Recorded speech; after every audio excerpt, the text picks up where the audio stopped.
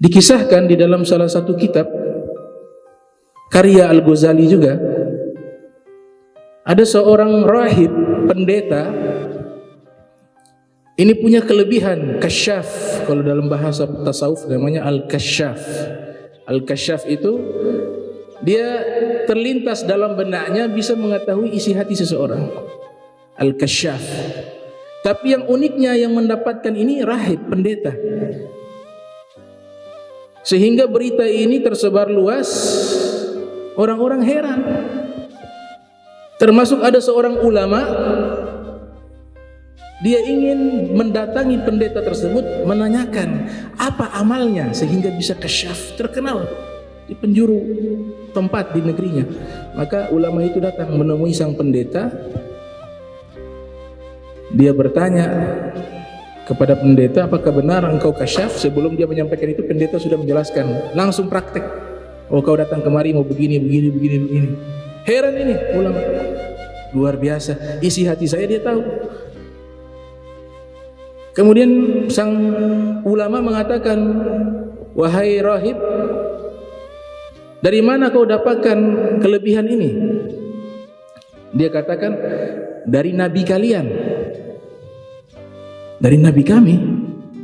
Iya, nabi kalian kan pernah menyatakan dalam hadis, la yu'minu ahadukum hatta yakuna hawahu taba'an lima ji'tu bih. Tidak sempurna keimanan seorang di antara kalian terkecuali hawa nafsunya dia tundukkan untuk taat kepada ajaran yang dibawa oleh Nabi Muhammad. Dan nabi kalian mengatakan di dalam banyak hadis untuk melawan hawa nafsu, dan saya praktekkan itu.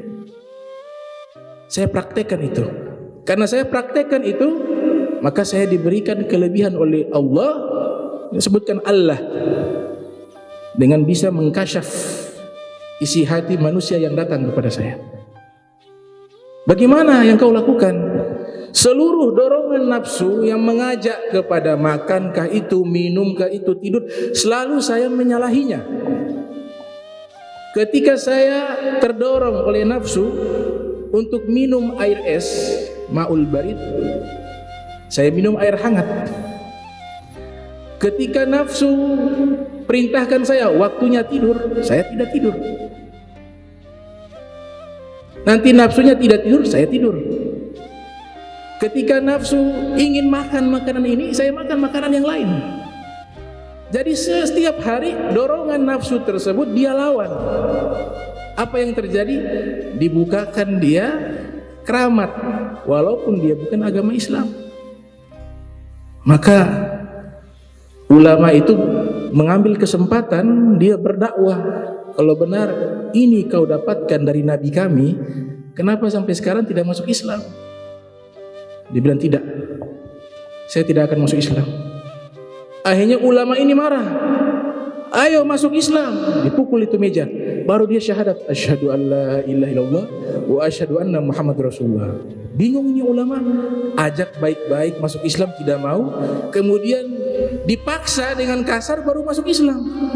Bilang, kenapa tadi saya ajak baik-baik dengan sopan, dengan lemah lembut untuk masuk ke dalam agama Islam, engkau menolak. Tapi di saat saya keras, saya kasar, saya paksa, baru engkau masuk Islam.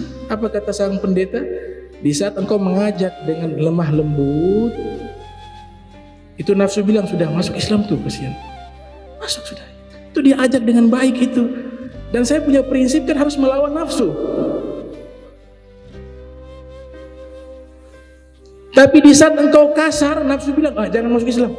Kasar dia, paksa itu. La ikraha fid din, gak ada paksaan dalam agama. Maka saya masuk Islam. Nah, ini namanya suluk. Tidak dipaksakan, tapi kalau orang ingin mengendalikan hawa nafsu, butuh riyadhah, butuh mujahadah, butuh latihan, butuh sungguh-sungguh. Kita mendidik akhlak kita menjadi baik itu bukan gratis, tidak, tapi dipaksa. Sifat sombong yang ada dalam hati kita harus kita lawan dengan tawadhu. Sifat kikir yang ada dalam diri kita harus kita lawan dengan dermawan, harus dilawan. Nanti kalau dilakukan terus-menerus, sifat-sifat yang jahat ini akan keluar.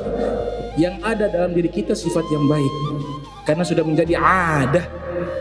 Makanya para pakar bahasa ketika menjelaskan definisi akhlak, mereka mengatakan al-adah iradah.